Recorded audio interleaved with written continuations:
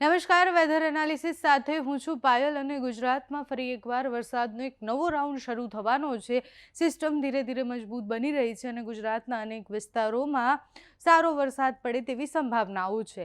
ક્યાં વરસાદ પડવાનો છે, હવામાન વિભાગે જે આગાહી આપી છે એ અને સાથે જ વિંડીના માધ્યમથી સમજવું છે કે અહીંયા જે સિસ્ટમ બની છે આ સિસ્ટમની આપણે બહુ જ પહેલાંથી વાત કરતા હતા કે એક સિસ્ટમ જે છે એ ધીરે ધીરે મધ્યપ્રદેશ તરફ આગળ વધવાની છે. ત્યારે આ સિસ્ટમ ઘણી મજબૂત અત્યારે ન્યૂ દિલ્હીની આસપાસ એટલે દિલ્હીની આસપાસ દેખાય છે મજબૂત થતી.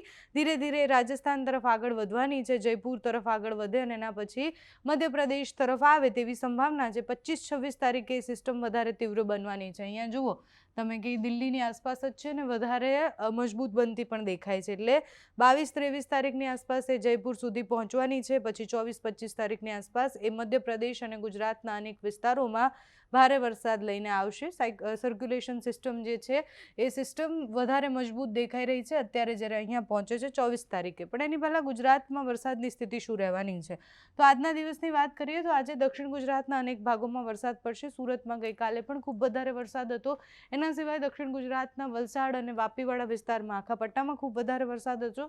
આજે સાંજ સુધીમાં તમે જુઓ અમદાવાદ આ બાજુ ગોધરા વડોદરાના પટ્ટામાં સારો વરસાદ પડશે. મહેસાણામાં વરસાદની સંભાવના છે. દરિયાકાંઠાના વિસ્તારોમાં છૂટોછવાયો મધ્યમ વરસાદ પડી શકે છે. સાથે જ કચ્છમાં પણ વરસાદની સંભાવનાઓ છે. રાપરમાં વરસાદ પડે તેવી સંભાવના છે. ધીરે ધીરે એની તીવ્રતા પાછી ઓછી થઈ જશે એટલે આ રાઉન્ડ વરસાદનો પૂર્ણ થઈ જશે. છૂટોછવાયો બધી જગ્યાએ વરસાદ પડશે. જયપુર પાસે જ્યારે સિસ્ટમ પહોંચશે ત્યારે મધ્ય ગુજરાત અને ઉત્તર ગુજરાતના ભાગોમાં વરસાદની સંભાવનાઓ છે. 21-22 તારીખ સુધીમાં તમે જુઓ એની તીવ્રતા ઓછી થઈ જશે. દક્ષિણ ગુજરાતમાં ખૂબ વધારે વરસાદની આગાહી એટલે છે કારણ કે જે ટ્રફ ખેંચાઈને આવે છે એટલે મહારાષ્ટ્રમાં પણ સારો એવો વરસાદ 22 તારીખની આસપાસ પડે તેવી સંભાવના છે. એટલે 21-22 તારીખની આસપાસ આ જે ટ્રફ ખેંચાઈને આવશે એના કારણે અનેક વિસ્તારોમાં ભારે વરસાદ પડવાની સંભાવના છે. 23-24 તારીખની આસપાસ સિસ્ટમ ધીરે ધીરે વધારે આગળ આવી રહી છે. જ્યારે સિસ્ટમ રાજસ્થાનમાં પહોંચે છે અહીંયા તમે જુઓ કે લો પ્રેશર સિસ્ટમ મજબૂત થતી દેખાય છે. એ 24-25 તારીખની આસપાસ ગુજરાતને ગમરોળે એવી સંભાવનાઓ છે. 24 તારીખે કોટા પહોંચશે. કોટામાં એની તીવ્રતા પાછી વધે છે. સાથે તમે જુઓ કે એના અમુક પાર્ટ જે છે એ આ બાજુ પહોંચી ગયા છે એટલે મધ્યપ્રદેશ તરફ આગળ વધે છે સિસ્ટમ. એટલે રાજસ્થાન અને મધ્યપ્રદેશ એટલે આપણા બંને જે બોર્ડરના વિસ્તાર છે ઉત્તર ગુજરાત અને મધ્ય ગુજરાત બંને જગ્યાએ સારો વરસાદ આ લઈને આવે તેવી સંભાવના છે. 24 તારીખે વધારે તીવ્ર થતો દેખાય છે. 25 તારીખે ગુજરાતના ઘણા વિસ્તારોમાં એની બહુ જ અસર થશે. એટલે તમે જુઓ કે અહીંયા સિસ્ટમ 25 તારીખે ખૂબ વધારે મજબૂત બની રહી છે.